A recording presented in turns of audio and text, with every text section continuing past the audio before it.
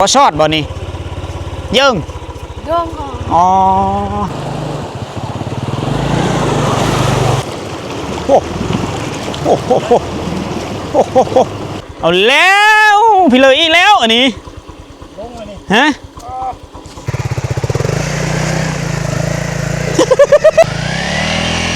บ่ได้วิมาพี่เอ้ยใครตะขาเงาเนาะระวัง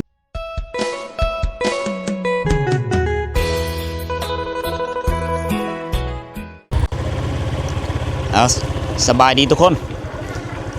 ตอนนี้ชุมเฮากำลังเดินทางออกจากบ้านวังข้างสิมุ่งหน้าไปเสิร์ฟบ้านกุ๊กทุกคนเส้นทางระหว่างบ้านต่อบ้านนี่คักได้นี่ฮะลงห้องกันเลยคอยไปได้ปากงางได้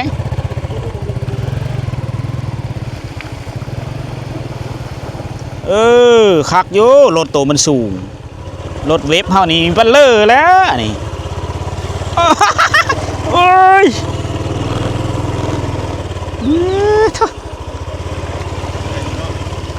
ไปได้แต่อีล่าอีเล่อสองฟ้าคางนี่ล้วนแล้วแต่เป็นป้าหน่อไม้ไหลนี่ผู้เขาเจ้าก็ไปได้ไปหูดเข้ายามนี่ห่างจากบ้านกุ๊กนี่ก็ประมาณ2 หรือ 3 ลักประมาณนี้แหละไปเอาไปติดตามการเดินทางนำทีมงานสมเฮาลุยเส้นทางขี้ตมได้ไหมเบื้องกว่าเส้นทางระวังนะ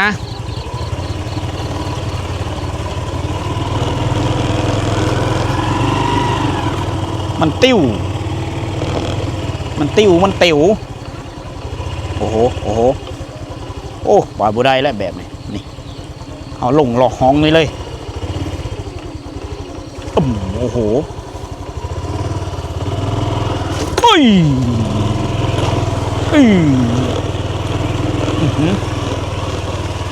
เส้นทางนี่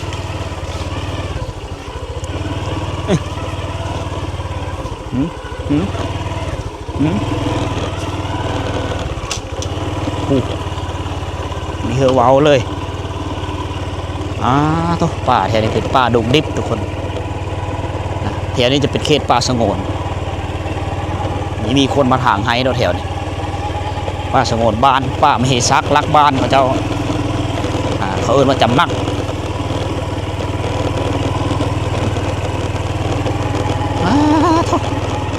หยินจอยๆธรรมชาติเราได้สัมผัสธรรมชาติมาแถวนี้มีได้ยินเสียงเพลินเลยได้ยินแต่เสียงธรรมชาติก็ชอดบ่นี่ยิงอ๋อเปาะพนะผูไปก่อนแล้วอ๋อเอาผูไม่ได้ไปน้ำโอ้ผูชีแล้วไปหูดผู้เดียวมานี่เนาะหูดผู้เดียวแล้วอยู่ผู้บ่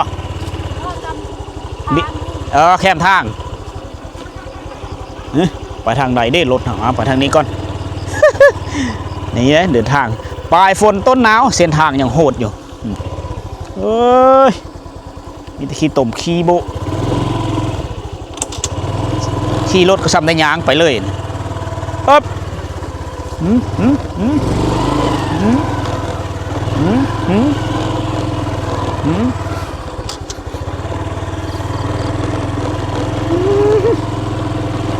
โอ้บอตุกวิธีเล่าไปก่อนแล้วเอาเส้นทางนี่บ่มีบอลเลยว่ามีบอลเลยมียะทุกคนยะทุกบอลเลยนี่เข้าไปนี่จะมีห้วยเด้จะพานนี้ห้วยหนึ่งระหว่างบ้านวังผ่างกับบ้านกุ๊กเส้นทางไปเสือบ้านห้วยแห้งโอ้น้ำคือไหลแห้งแทบบ่นี่ไปได้อยู่บ่นี่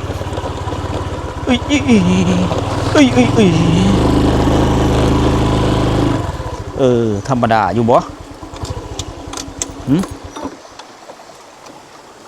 โอ้อยู่ในน้ำไหลแห้งเนาะ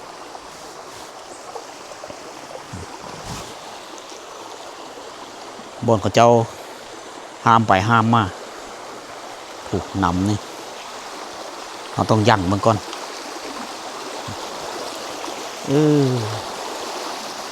แต่น้ำไหลแห้งแท้เลยที่จะไปได้เยอะแล้วน้ำป่าในยามหน้าฝนน้ำไม่ทันแห้งถ้ามายามหน้าแล้งน้ำตัวนี้ก็จะแห้งได้ชาวบ้านคุดก้นเอาอ้อเพื่อเขาเจ้าสบายเอารถไถไปหนเข้าไหเขาเจ้าฮะจักเอาในเลือแล้วมีได้หามเนาะตัวนี้ขี้ลุยเลยมันน่าจะโอเคอยู่เอาไปประเมินมึงรู้ตัวประเมินบุประเมินคือว่าน้ำไหลแห้งเป็นตะเลยที่ทางออกไปนี่เห็นหอยรถเขาเจ้าจังนี่ก็ได้หรอคุณไปนี่นั่นอาศัยมันไหลแล้วมันพังไปนั่นนะเบ้ประเมินมันก็โว้เลิกได้เฮ้ยรถโตลงมานี่เลยรถโตลงมาซื้อนี่เลยอ๋อปั๊บมักซิบอยู่เลย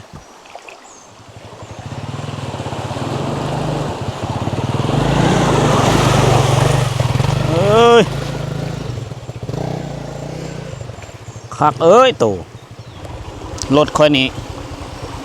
มันต้องขอยเพราะว่าเล็งแห้งไม่ได้ระบบหัวซีด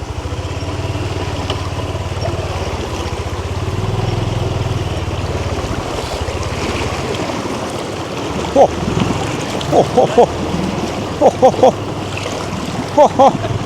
อ้ทางหน้าไปก้อนเฮ้ย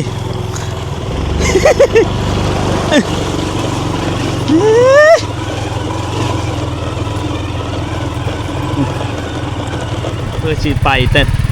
อ้อได้แต่ละจุดเพื่อชีเดินทางได้แต่ละหมู่บ้านทุกคนเลยเมื่อนี้รีวิวเส้นทางแต่ละหมู่บ้านมาเฮ้อพ่อแม่พี่น้องเขาได้เบิ่งนำกันเอามีอยู่ห้วยหนึ่งหรือ2ห้วยเลยกระท้าทายดีนะ มันคืองานสมเฮามักลุยอยู่แล้วนะเฮาก็คอยไปคอยมาอยู่เขตนี้นี่เฮาเดินทางกันหนาวเอาแล้วพี่เลยอีกแล้วอันนี้ฮะมันประหลาดเตือนทางนาแล้วมันลงหมดได้เฮ้ยไม่ได้เจ็บติโอ้ปรับมักซิบแล้วที่ตัวซื้อไปนี่เลยก็สบายรถตัวไปเยลี่ตะขี้ต้มโอเคอยู่ตีฮะเด้เฮ้ย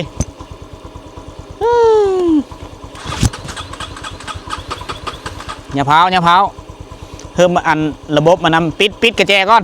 เปิดไม้บ้านนี่บตุกล้มเลยแค่เม็นคอยในแห้งคัก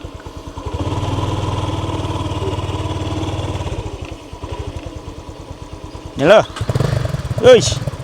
ไปซื้อเลยได้ป่ะฮะเดี๋ยวเบิ่งก่อนปีหน้าคุณจะได้อยู่ดึงถอยก็ได้ถอยบ่ได้ถอยเบิ่งติงดึงเอาเด้อติงดึงมาโอ้คือมันหนักเถอะวะเนื้อช่องซะบ่ลงตัวลงยูนำกัน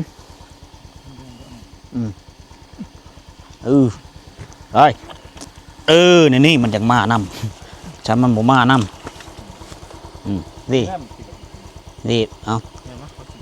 ขึ้นก่อนบ่ได้นะมันตะเลินนะตะเลินบ่ได้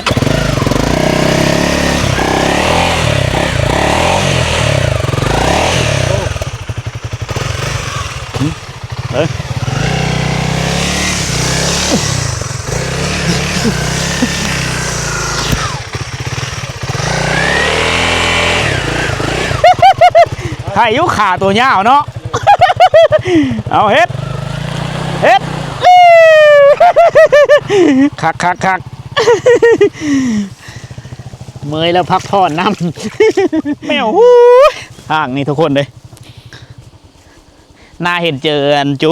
ชาวบ้านเที่ยวไปเที่ยวมานะนี่เรียบร้อยบาทนี่ โอ้พลาดพลิกโคลงนี่เส้นทางนี่ทางเว้นมาไปทางพวกมาตกไปก่อนแล้วมันจับปั๊บเลยจับกึกอยู่นี่เลย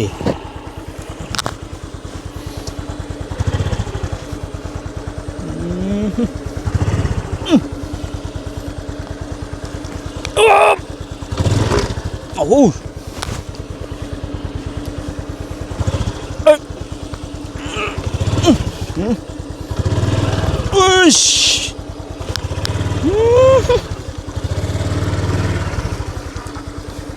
เส้นทางแต่ละจุดแต่ละบ้อน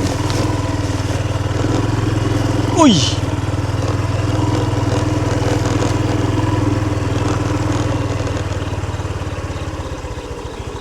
ฮะลงร้องนี่บ่เลิกบ่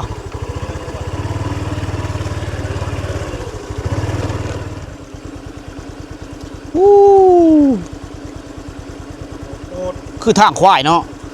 เหมือนทางคน บนกว่ามันเมฆมันเอา อ๋อควายมาแมบน้ำซะเลยแถวนี้ห้อยรถเข้าไปอยู่เนาะโอ้โอเคอยู่อันนี้เป็นทางโง่ทางควายเขาเจ้ามาปล่อยมาเลงเห็นเลยมันแมบไปเลยได้ มันก็เลยไปขี้ตมหลายเด้ออันนี้คือหน้าผาเนี่ยผู้กาวสู่ป่าดงดิบเขตบ้านห้วยแฮดละ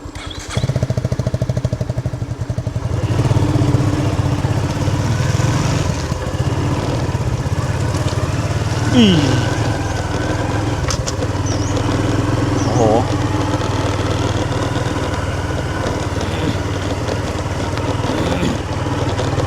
เอา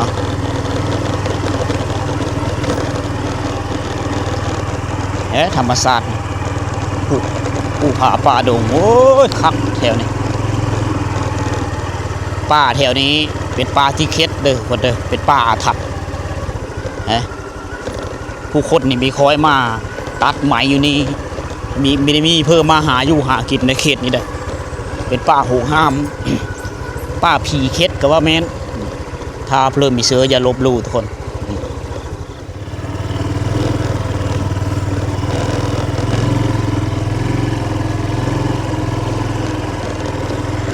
โอ้โหเป็นป่าไม้ใหญ่มือเป็นมืนเลยโซลาก็เป็นไม้เปื่อยอยู่แถวนี้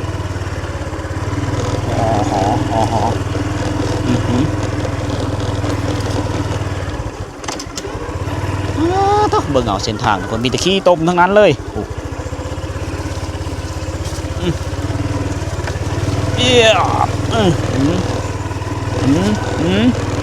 พักนางเลิศดินลายอันนี้ป่าพักนางเลิศทั้งนั้นเลยเฮ้ยฮะยังมีท่านฮอดเชลยอยู่ทุกคนเลย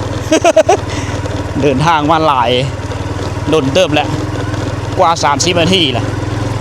เดินทางมานี่อันนี้เพียงแต่ระหว่างบ้าน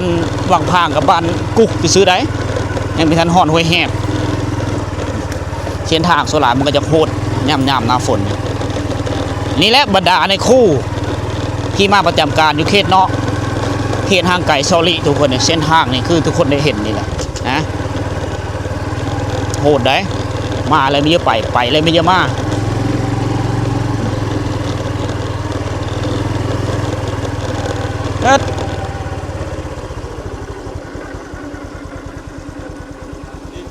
จึมนะทางหน้าคักบ่เบื้องรถเราปอมีแต่ขี้ต้ม ทำในชุกอีกนะชุกอีกเจ้าพ่อเจ้าจะนุ่งทรงขาสั้นมาเนาะเอานุ่งไม้ถ้าเกิดสั้นเยอะเลยนะครับจะไปใช่เลยนี่นะมาแต่บ้านกูทางนี้ระหว่างบ้านเยอะฮอดบ้านกูนี่มันยะเนาะอ๋อโอ้มีตะโกนป่าทั้งนั้นเลยไปเปาะนี่มือบ้านบางพางพูบ้านวัดโอ้โอเคเบิ่งสภาพรถเราเนี่ยนี่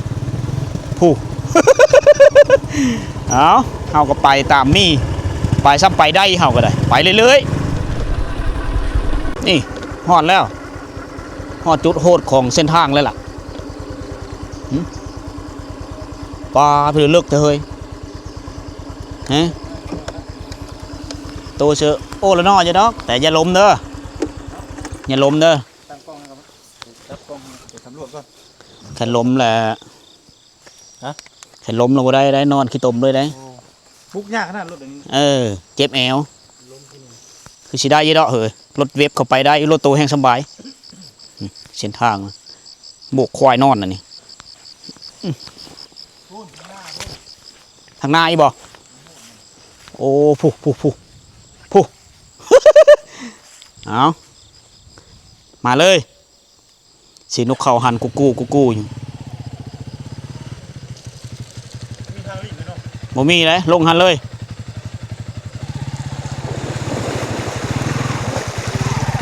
เลิกเติมเนาะ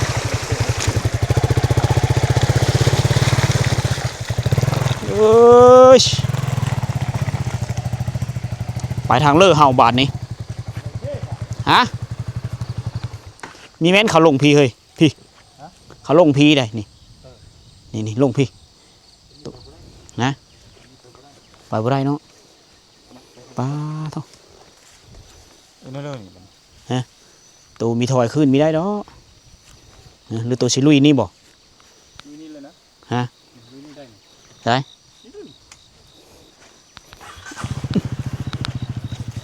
ได้ป่ะ เบิ่งก่อน ฮะ เบิ่งก่อน ได้ป่ะ ได้ยี่ดอกนี่ลงนี่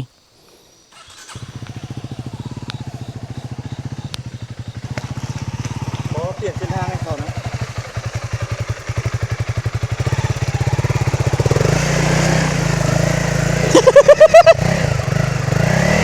อย่าทางแห้งไหมค่อยๆโยกไปน้ำเอ็ดขี้ตุ่มกามตีนมันเลยเรียบร้อยวิดแล้วทิศโทเอาเบิ่งเอานี่เส้นทางของแท้เลยตัวนี้ ได้แล้ว ฮะ ร้อยเลย ปรับมักซิบบ่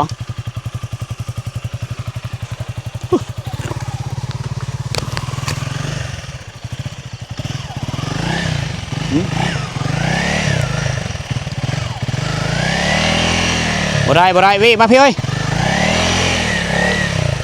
เอาอีกบ้านนึงใครตะขาเงาเนาะระวัง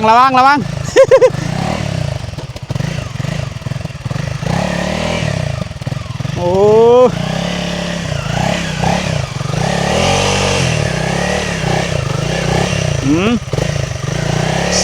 ดีบากเด้อนี่เด้อวิทย์เนาะ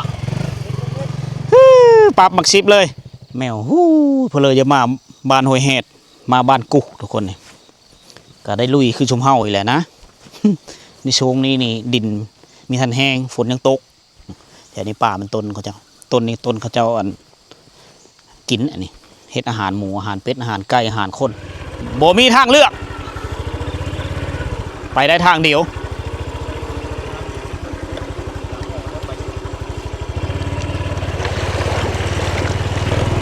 โอ้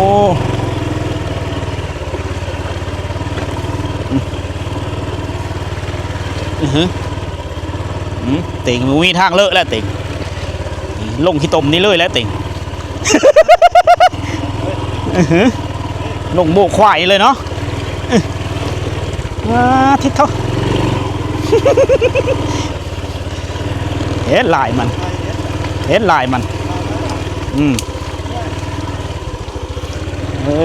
ยระวังโอเค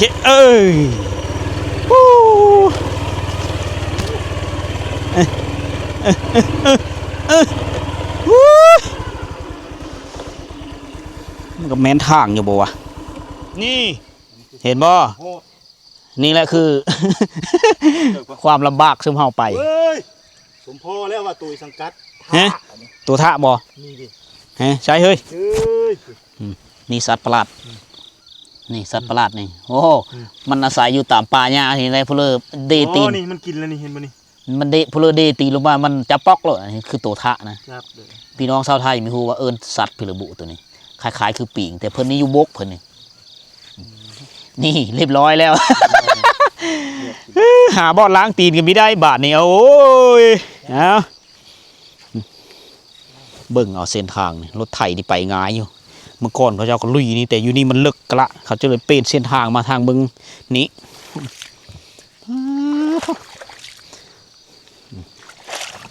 โอ้เป็นป่าไม้ป่าดงดิบป่าอาถรรพ์เด้อแถวนี้เด้อนี่บ่ตุกว่าก็ตอนเรามาสอนอยู่บ้านห้วยแฮดนี่โหดกว่านี้ทางฮะสำนี้คอยคิดว่าโหดแล้วสำนี้นะแต่ก็เข้าไปได้ ปะเอาสิไปติดตามเบิ่งเส้นทางข้างหน้ามีหัวสียะหรือสีสบายสอนธรรมศาสตร์แถวนี้ทุกคนอันนี้คือระหว่างการเดินทางสิฮอดบ้านกุย่างไหนไปอีกจะน้อยจะฮอดบ้านกุ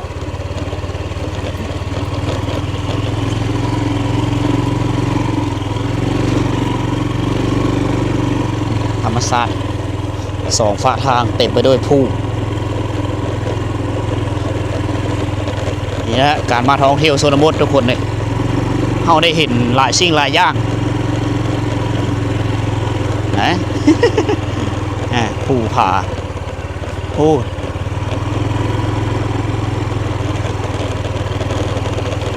นี่เริ่มปล่อยงูปล่อยควายมาเลี้ยงแล้วเดี๋ยวแซวละแถวนี้เขาปล่อยไปตามธรรมชาตินะงูสัตว์เลี้ยงแถวนี้จะว่าเป็นงูหรือเป็นควายก็ตามนี่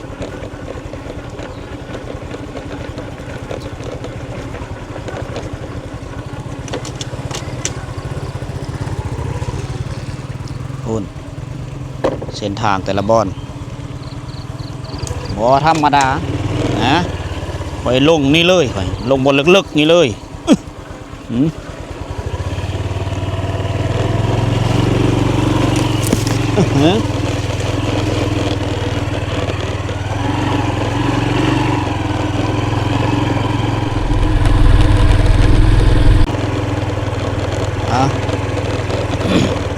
ตอนนี้เราได้เดินทางมาฮอดบ้านกุอันนี้คุ้มบ้านกุบ้านนี่ก็เป็นบ้านน้อยๆได้เฮือนหลังนี้เข้ามาปีก่อนเนี่ยยังมีอยู่อันนี้เป็นเฮือนห้างแล้วบ้าน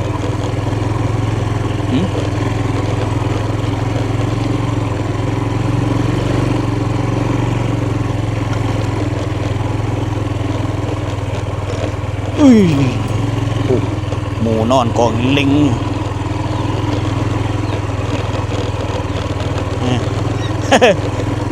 มีแห้งและได้ลมเลยโอ้ฟังเพลง